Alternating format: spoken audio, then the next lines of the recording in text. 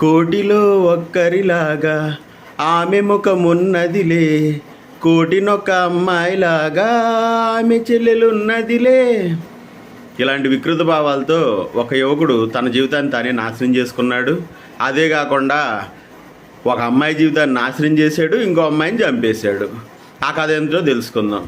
June 3వ తేదీన అనంతపురంలో తన్మయి అనే ఇంటర్ విద్యార్థిని కనపడకుండా పోయింది.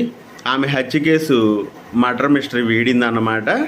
ఆమెను చంపింది ఎవరో కాదు, ఆమె ప్రియుడు నరేష్. వాడి కథ ఏంటో తెలుసుకుందాం. నరేష్ అనంతపురంలో ఎలక్ట్రీషియన్ పనులు చేసుకుంటా చిన్న చిన్న ఉపాధి మార్గాలు ఎదుక్కుంటూ ఉంటాడనమాట. అతను ఆల్రెడీ ఏడాదిన్నర క్రితం ఒక అమ్మాయిని ప్రేమించి పెద్దల సంవత్సరంలో పెళ్లి చేసుకున్నాడు. పెళ్లి చేసుకున్న తర్వాత వీడు బల్బులు బిగిత్తాను కానీ ఎలక్ట్రీషియన్ పనులు కానీ ఈ తన్నయ్య వాళ్ళ ఇంటికి సమీపంలో వెళ్ళి పరిచయం పెంచుకున్నాడు ఈ అమ్మాయితో. ఇంటర్ అమ్మాయే కదా, చక్కగా వల్లో వేసుకుని మన కోరికలన్నీ తీర్చుకుందాం, ఆ తర్వాత అమ్మాయికి వాళ్ళ ఇంట్లో వాళ్ళు ఎటు వేరే పెళ్లి చేస్తారు, మనకు ఆల్రెడీ పెళ్ళి అయిందిగా అనుకున్నాడు. కానీ మరి అప్పుడు ఆ పెళ్ళైన విషయాన్ని ఆ అమ్మాయికి చెప్పాలిగా, ముందే చెప్పకుండా దాచేశాడు. చక్కగా ఇన్స్టాగ్రామ్ ఒకటి ఉందిగా, అందులో ఐడి తీసుకుని చాటింగ్ చేస్తా పెళ్లి కానట్టు నమ్మించాడు.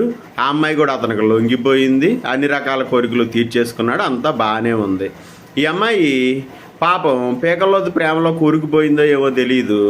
వీడు పెద్ద అందగాడు, ఎంతటోడు నాకు దొరకడానికి ఉందో తెలియదు కానీ నన్ను పెళ్లి చేసుకోమని బలవంతం చేసిందంట. అదే ఆ అమ్మాయి చేసిన పెద్ద తప్పు.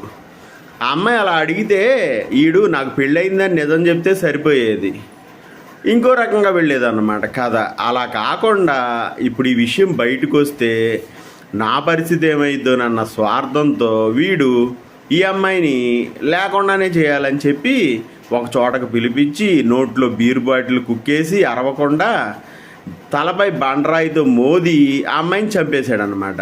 చంపేసి ఎంత చక్కగా ఏమి తెలనోడ్లాగా వచ్చి ఇంట్లో కూర్చున్నాడు. పోలీసులు ఏమన్నా పిచ్చోళ్ళ? విషయం ఏంటంటే, ఒక ప్రాణం తీసేదాకా నీ తప్పులు ఎందుకురా? ఆల్రెడీ నీకు పెళ్ళయింది, పెళ్ళయి భార్య ఉన్నప్పుడు ఇంట్లో భార్యతో ఎంజాయ్ చేయకుండా బయట ఆడవాళ్ళతో నీకేం పనిరా? ఎదవలాగా ఇప్పుడు ఆ అమ్మాయి తేరగా దొరికిందని చెప్పి పెళ్లి కానివ్వండి అది ఇదని మాయ మాటలు చెప్పావు. ఆ కథ ఎక్కడి దాకా తీసుకొచ్చింది. అక్కడ దాకా తీసుకొచ్చినా సరే నీకు బుర్ర అనేది ఉందా? నాకు పెళ్ళయిందమ్మా అని ఆ అమ్మాయికి నిజం చెప్పేసి తప్పుకుంటే సరిపోయేది. వాళ్ళ అమ్మాయి వాళ్ళు పెద్దవాళ్ళకి చెప్పినా సరే ఏదో ఒకటి చేసుకునేవాళ్ళు, వాడికి పెళ్ళయిందని సర్ది చెప్పుకునేవాళ్ళు. అంత చిన్న విషయానికి నువ్వు ఆ అమ్మాయి ప్రాణాలు ఎందుకు తీసావురా? నీ అక్కో చెల్లో ఉంటుంది, ఎవడో ఒకడు ఇలాగే చేస్తాడు, నీకెంత బాధగా ఉంటుంది? వాళ్ళ అమ్మా నాన్నలకు కనీసం కూతురు